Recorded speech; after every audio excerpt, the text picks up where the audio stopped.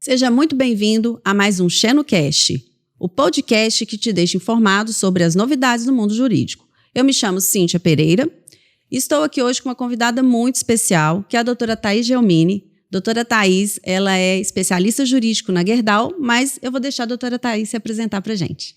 Olá, Cíntia. Olá, pessoal. Bom, como a Cíntia já apresentou, eu sou a Thaís Gelmini. Hoje eu sou especialista jurídica na Gerdau. Cuido do trabalhista da usina de Ouro Branco, né? A usina de Ouro Branco para a Gerdau hoje é a maior usina no mundo. E estou muito feliz, Cíntia, pelo convite. É um prazer estar aqui com você. Thaís, nós que agradecemos. É um prazer recebê-la aqui nesse videocast. E, para quem não sabe, o Xenu faz a gestão estratégica dos processos de volume trabalhista da Gerdau. A Thaís é o jurídico especialista na área trabalhista. Então, a gente tem uma parceria que vem se consolidando, né, já há algum tempo. Então, para a gente é uma alegria, é uma satisfação muito grande tê-la aqui conosco no episódio de hoje. Obrigada, Cíntia. Thaís, conta para a gente um pouquinho como que foi sua trajetória até aqui, as empresas pelas quais você passou, desde que você se formou, né, como foi essa sua caminhada até assumir um cargo de especialista jurídico numa empresa da extensão que é a Gerdau, né, quantidade de empregados diretos e indiretos. Conta pra gente um pouquinho como foi sua experiência e como está sendo a sua experiência atualmente. Bom, Cíntia, eu estou há 10 anos na área, majoritariamente trabalhista, né, então desde o dia 1 ali, vamos dizer assim, desde quando eu entrei no direito, estágio, eu sempre fui focada na área trabalhista, sempre fiz estágios, trabalhos sempre na área trabalhista. Já cheguei a atuar em uma outra empresa anterior na área de proteção de dados, mas sempre com foco mesmo no direito do trabalho. Eu, majoritariamente também, eu sempre trabalhei em escritório, né? Então são em empresas. Então são 10 anos que eu estou aí em empresas, jurídico interno, no trabalhista dessas empresas, passei por concreteiras, por empresas de fertilizantes e agora estou na indústria aí de aço. Foi um caminho de muito aprendizado, né? Estando em jurídico interno, você tem muitos desafios ali para além de advogado, né? Você começa a ter outras visões também por conta do negócio, né? O negócio exige muito de um advogado interno essa visão mais ampla, né? Um pouco fora ali só dos processos, só do contencioso. E principalmente no trabalhista, né? Que você lida ali diariamente com várias situações dinâmicas e que nem sempre vai estar ali como fazer plenamente escrito na lei. Então, a minha carreira sempre foi nesse mundo, né? Eu sempre vivenciei esse mundo ali, do mundo jurídico interno. E o que é o que me trouxe aqui hoje na Gerdau, né? Assumi esse cargo de especialista jurídico. Hoje eu cuido da maior usina da empresa no Brasil e no mundo. E é um grande desafio, mas é muito bom assim, poder vivenciar tudo isso e trabalhar com isso. Thaís, muito legal ouvir isso de você. E para quem não sabe, o Xenu faz a condução da carteira estratégica dos processos de volume da Gerdau no trabalhista. Então, Thaís é uma grande parceira nossa, né? A gente se fala, acho que diariamente, quase diariamente. Com certeza. Realmente os desafios são muito grandes, né? Para uma empresa com a extensão, com a dimensão que tem a Gerdau, o tipo de atividade, né, que ela desenvolve. Então, realmente os desafios são diários e a gente, enquanto escritório, a gente tenta ser o mais parceiro possível. Já tive inúmeras oportunidades de dizer isso. A forma como a gente tenta se posicionar, a forma como a gente tenta atuar, de ser parceiro mesmo, né, da Gerdau e parceiro da Thaís ali na rotina, já entendendo todas as adversidades que, né, são apresentadas para você. E então fala para a gente um pouquinho assim, dessa sua experiência, mesmo em outras áreas, essa sua vivência, né, mesmo em outros ramos de atividade, mas atuando sempre em jurídico interno, de empresas muito grandes, né? E aí, quando a gente fala de tamanho, a gente quer dizer também que os números dos problemas também são proporcionais ao tamanho, né, da empresa, o número de empregados que você tem que gerir. Como que um escritório ele pode ser o seu melhor parceiro, né, nessa sua rotina, nessa sua dinâmica? O que é importante um escritório te entregar, né? Bom, acho que o escritório, né, dentro de um jurídico interno, ele é a peça-chave que o advogado interno vai ter, né? Atuando com o jurídico interno, você tem muitos desafios no dia a dia, como estruturar um preventivo sólido, analisar dados, ter ideia de custos, impacto em contingência. Então, a gente tem muitos detalhes internos que precisam ser cuidados e que demandam muito tempo e que a gente precisa ainda gerir esse tempo. E, além disso, a gente tem a carteira de processo, né? Tem o contencioso, que a gente também precisa olhar para ele. E com tanto tempo investido internamente, a gente precisa de um parceiro de qualidade, né, para nos ajudar com essa parte contenciosa, né, com os processos judiciais, que também é uma parte muito importante, é uma parte que afeta diretamente um custo da empresa, né, de uma empresa. Então, o escritório é a nossa principal, eu digo que é o principal amuleto, né? Então, se você não tem um escritório de confiança, um escritório que é parceiro do negócio, né? E isso é uma das coisas aqui, aproveitando o momento para elogiar o Xenu, que sempre traz, independente da carteira ser de volume ou não, sempre traz uma personalização nos serviços, né? O Xenu não atende, ainda que esteja ali atendendo um contencioso de volume, ele não atende tocado, né? Ele tem a personalização dos serviços e isso é essencial hoje em dia para um escritório ser parceiro de um jurídico interno, né? E, além de tudo, ter essa visão também do negócio, né? O escritório também precisa ser parceiro do negócio. Então, não é só eu ali, como advogada interna, que preciso ser a parceira do negócio. O escritório precisa estar nessa comigo. Então, acho que essa é a peça-chave ali do escritório, né, que quer ser realmente um parceiro do jurídico, é ele ser parceiro do negócio, é entender do negócio, ter o interesse em vivenciar aquilo, em visitar, em conhecer, em entender as situações do dia, até para poder fazer uma defesa bem feita, né? E, além de tudo, ter essa vivência também de custo, de como reduzir custos para a empresa, né? De como eu posso ajudar o jurídico interno a mostrar resultado, a mostrar que um jurídico não é só custo, né? Então, acho que ter essa parceria do escritório é muito importante e, para mim, hoje é essencial, assim, né? O escritório precisa entregar essa visão de negócio, essa parceria, além da técnica, né? Eu digo que a técnica é o mínimo, né? Se eu estou te contratando, se a Gerdau me contratou, o mínimo é a técnica que eles esperam, né? O que o escritório tem a mais para oferecer, né? O que tem de personalizado? Onde que eu posso te ajudar? É numa inovação? Você precisa de ajuda para olhar números, né? De mapear riscos? Onde no processo a gente está com algum gap? Onde a gente pode melhorar? Né? A parceria também com o próprio judiciário, principalmente empresas que estão em comarcas pequenas, o quanto a gente pode se aproximar do judiciário, mudar vieses que eventualmente pode estar acontecendo ali, né? Então, acho que tudo isso é muito importante para um escritório parceiro. Muito bom.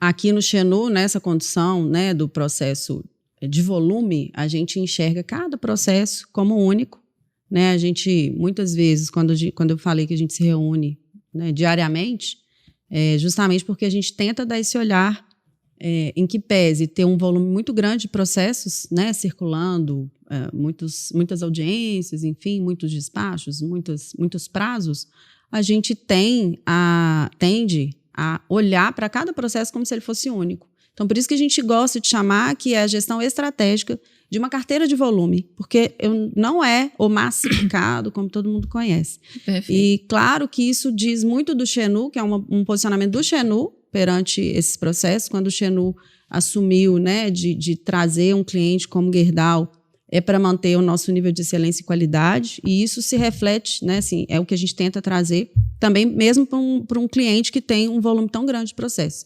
É o olhar mesmo individualizado para cada um. E também, no sentido de ser parceiro, eu tento exercitar ao máximo diariamente a empatia mesmo, sabe? De, se eu fosse a Thaís, como eu gostaria de receber esse e-mail, né, essa mensagem, essa informação sobre um processo. Então, a gente gosta de ser mesmo uma extensão ali da atuação da Thaís. Obviamente, a decisão sempre é sua, mas a gente tenta ser esse parceiro mesmo, sabe? De de te auxiliar ao máximo, economizar tempo, né? E aí até talvez já parta aqui para o próximo ponto do nosso bate-papo, que é a questão da inovação, né? Hoje em dia, tanto nos escritórios quanto nas grandes empresas, a gente tem hoje uma série de ferramentas que nos fornecem dados, e aí os dados são importantíssimos para a gente fazer uma melhor entrega, para a gente enxergar, né, o negócio, onde a gente pode trazer melhorias. Então, queria que você falasse um pouquinho, lá na sua rotina, atuando tanto na parte preventiva, né, quanto na parte contenciosa, como que a tecnologia, as inovações jurídicas, né, a gente tem muitas ferramentas hoje no mercado, te auxiliam, te ajudam também na tomada de decisão? Bom, eu acho que a inovação é um ponto muito importante, né? Hoje, assim, para qualquer área, mas para um jurídico, essencialmente, também. A parte de inovação, né, eu sempre digo que ela, olhando certo para ela, né, para as novas ferramentas, só tem benefícios, né? É algo que pode te auxiliar muito no dia a dia e principalmente economizar tempo, né? Não só o meu tempo, mas o tempo do meu cliente interno, o tempo das outras áreas. Por exemplo, um BI que você constrói, o quanto que aquilo pode economizar o tempo de disponibilizar aquilo para o seu cliente interno e ele já ter uma informação ali direta, né? Por exemplo, o Xenu criou um BI de perícias para nós. E nesse BI de perícias, o próprio time de segurança do trabalho consegue acessar e ver, olha, nos processos a gente está perdendo tal agente em tal área, em tal célula daquela área, e muito bem pontuado e que economiza o tempo de todo mundo e traz uma informação muito precisa, um dado muito preciso que a gente não tinha tão fácil antes e que a gente conseguiu construir junto, né? Por exemplo, inovações também em apresentações, né? Para eu mostrar para o negócio, querer explicar algo sem que tome muito tempo do negócio. Então, fazer um one-page bem feito, uma apresentação mais completa, mas também bem feito, onde eu vou economizar o tempo dele, né? No judiciário, os videolós, que a gente também usa muito aqui com o Xenu, né? De poder mostrar seja para o desembargador, para o juiz, para a turma como um todo, em poucos minutos, um resumo de um processo super complexo, em que ele talvez não teria essa visão desenhada na mente dele tão fácil e tão clara quanto quando a gente usa a inovação, né? Então, acho que a inovação é muito importante, principalmente nessa economia de tempo, nessa clareza que a inovação pode trazer para o negócio, para o judiciário, né, ali no contencioso direto. E isso é muito importante porque hoje as empresas normalmente já têm também uma área de inovação, né? Os jurídicos hoje em dia já contam com as áreas de eficiência jurídica, inteligência jurídica, legal ops. Então, você tendo um escritório que também traz isso e consegue conversar com essas áreas dentro do jurídico, né?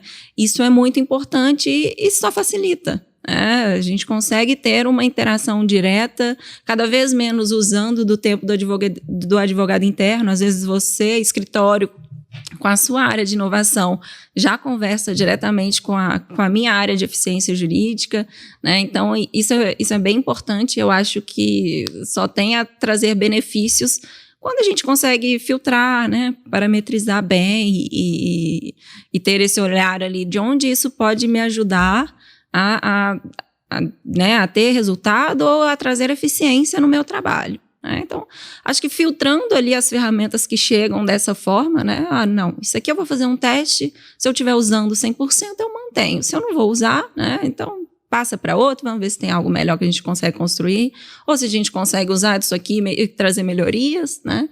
O bom da inovação é que a gente também sempre consegue implementar algo dentro dela, né? Bom, Thaís, e nesse cenário, o que você entende que são os principais desafios de um jurídico interno? Bom, Cíntia, eu acho que, para mim, os principais desafios, posso dizer que seriam 3 ali. O primeiro é apoiar o negócio a manter um preventivo sólido, né? E com preventivo sólido, eu digo eficaz mesmo, né? Hoje em dia, com tanta complexidade legal, insegurança jurídica, até as demandas mesmo, né? A dificuldade ali de economizar tempo, né, e de gerir as coisas em pouco tempo. Eu acho que manter um preventivo mais sólido, um preventivo bem estruturado, onde você consegue contribuir com o negócio, né, é um grande desafio dentre todas as atividades, né, que um jurídico interno, né, um advogado interno precisa atuar nas empresas. Acho que o primeiro desafio seria esse de manter esse preventivo ali bem eficaz para o negócio. O segundo, eu diria que a gestão de riscos é um tema bem desafiador, né? Mapear os riscos, identificar esses riscos e gerenciá-los é bastante complexo, é um desafio, acredito, para a grande maioria aí dos advogados internos, né? Até porque na área trabalhista a gestão de riscos é muito ampla, né? Ela vai desde a gestão de riscos de um contrato de trabalho do empregado próprio até o contrato de prestação de serviços do terceiro, né? Então a gente está ligado ali desde do empregado próprio até no contrato que é fechado pelo jurídico, contratos, né? E que a gente precisa atuar também e precisa ajudar a fiscalizar, né, esse contrato. Precisa ajudar a fiscalizar aquela terceirização, porque a lei nos obriga. Então, e tudo nisso o jurídico trabalhista está envolvido, né? Então, tudo isso é risco, tudo isso é uma gestão de riscos em que o jurídico trabalhista precisa atuar junto do negócio. E além disso, né, tem a questão regulatória trabalhista, por exemplo, as normas regulamentadoras, a parte de segurança do trabalho, que por mais que exista ali, né, a área própria para isso, existem também os riscos jurídicos advindos dessas regulamentações. Por exemplo, uma fiscalização, né, o jurídico precisa atuar naquela fiscalização, porque vai cair na esfera trabalhista, de um auto de infração trabalhista, ou de uma negociação ali com o MPT, ou de uma ação civil pública. Então, pode chegar a patamares judiciais trabalhistas muito altos, e para que a gente evite isso, a gente precisa gerir esse risco lá na ponta, né? Então, principalmente, eu digo que principalmente para a área trabalhista, que às vezes parece ser a mais simples, dentro de uma indústria ou de qualquer empresa, né, que a gente possa dizer aí, quanto maior a empresa, maior os riscos, maiores a gestão desses riscos. Então, mais complexo fica e mais desafio ali o jurídico interno vai ter, né? E o terceiro, acredito que é conciliar tudo isso com a questão contenciosa. Então, eu digo conciliar o preventivo com o contencioso, né? Conciliar esse preventivo sólido, o primeiro desafio, junto com a gestão de riscos, e tudo isso ainda com uma carteira de processos que você precisa gerir, né? E por isso que é muito importante o apoio do escritório parceiro, mas o jurídico interno precisa ter controle de tudo isso, né? O jurídico interno precisa mostrar resultado. Hoje é isso, né, que as empresas esperam de um jurídico. O jurídico precisa mostrar que ele não é só custo, né, que ele também traz resultado. Então, e fazer essa conciliação, né, um jurídico interno conseguir conciliar tanto o preventivo, a gestão de riscos e o contencioso é algo também bem desafiador. Bom, Thaís, conta pra gente, nessa sua trajetória aí de 10 anos trabalhando em jurídico interno, algum ponto, alguma questão, alguma matéria que você entende que ainda precisa ser melhor regulamentado ou que o próprio Poder Judiciário precise dar um olhar diferente, né, um destaque para alguma matéria que você entende que seja uma dor mesmo da empresa, né, que precisa, às vezes, por mais que a empresa tente, ou por mais que a empresa faça bem essa gestão, né, dessa matéria, às vezes o judiciário ainda, ou, né, o legislador, por exemplo, se for uma questão de regulamentação, que precisa ser modificada. Bom, da minha experiência, eu vejo que a gente ainda tem vários temas, né? A gente, quando você está ali vivendo as situações do dia a dia, você vê que tem várias situações que a lei ainda não responde ou responde com deficiência, ou que de alguma maneira a sociedade evoluiu e aquilo ali não é mais a realidade, né? O que traz ali na lei não é mais a realidade dos dias atuais. Mas eu acho que conversando assim, até com vários colegas de jurídicos internos, eu vejo que o tema que sempre aparece é a questão do cargo de confiança da CLT versus os modelos de carreira das empresas, né?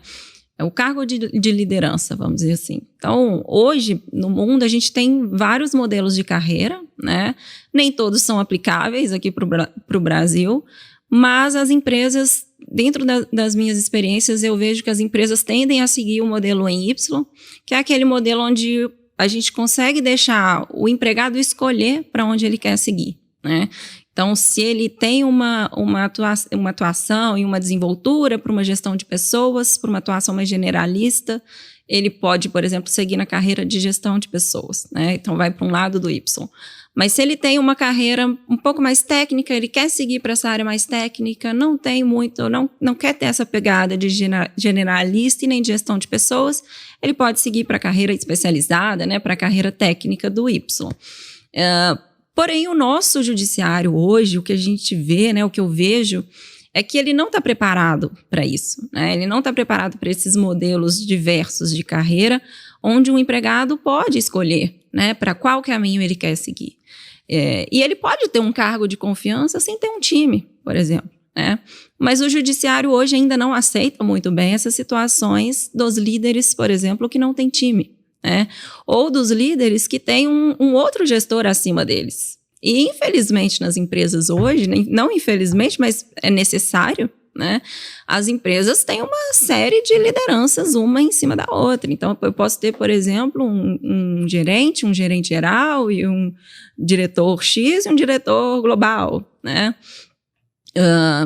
E às vezes você vê que o judiciário, ou porque o líder ali, aquele cargo de confiança não tem o time, não significa que ele tinha um cargo de confiança, ou porque ele respondia para um gerente respondia para um gerente geral, então ele não tomava 100% das decisões, ele não tinha tanta autonomia. E não é bem assim que funciona, né? As empresas hoje, elas vivem de gerenciar riscos. Então, muitas das vezes, as decisões são colegiadas, são tomadas em um comitê. Você precisa de ter um aval, muitas das vezes, do gerente geral ou do CEO da empresa. E isso é comum, não quer dizer que ele não tenha autonomia, que ele não tenha confiança, né? E também para a carreira técnica. Então, eu posso ser um gerente técnico, né? Eu vou ter 1 milhão de responsabilidades, vou ter muita autonomia, vou gerir, por exemplo, projetos sozinho, vou fazer contratações sozinho, né? Vou definir estratégias para o negócio sozinho, um cargo totalmente de confiança, né? Mas que não é um cargo de gestão de time. Não é um cargo que vai admitir, demitir e dar férias, né? E as decisões hoje ainda no judiciário é muito pautado em apenas isso. Admite, demite e dá férias? Não, então pague-se a hora extra, né? Tinha que ter registro de jornada, pague-se a hora extra. Mas como que eu como que eu conquisto, né? Como que eu informo para essa pessoa que ela tem um cargo de confiança se eu peço para ela ficar registrando jornada, né? Uhum. Enquanto o outro gerente ali que tem time não registra, né? E tem também a confiança do mesmo nível, né? Tem tantas responsabilidades quanto. A diferença é que um tem um time e o outro não tem. Então, eu acho que falta um pouco essa abertura aí de visão por parte do judiciário, até para interpretar essa questão dos cargos de confiança hoje, que hoje é muito mais do que admitir, demitir, né, e dar férias, vamos dizer assim.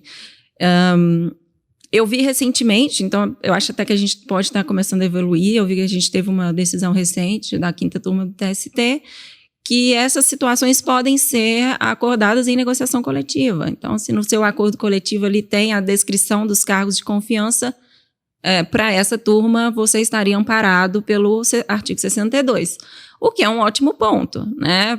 Já é um ótimo avanço a gente conseguir negociar isso, mas acredito também que é um ponto que pouquíssimas empresas devem fazer hoje, mas que já dá uma luz no fim do túnel de como você pode implementar, né, outros tipos de carreira, dar mais possibilidades dentro do seu RH ali, vamos dizer assim, né, para todos os tipos de empregados, deixar que todo mundo cresça, né, e não só aquele que quer ter time, e conseguir adequar isso aí com o judiciário, né, através de uma negociação coletiva que seja.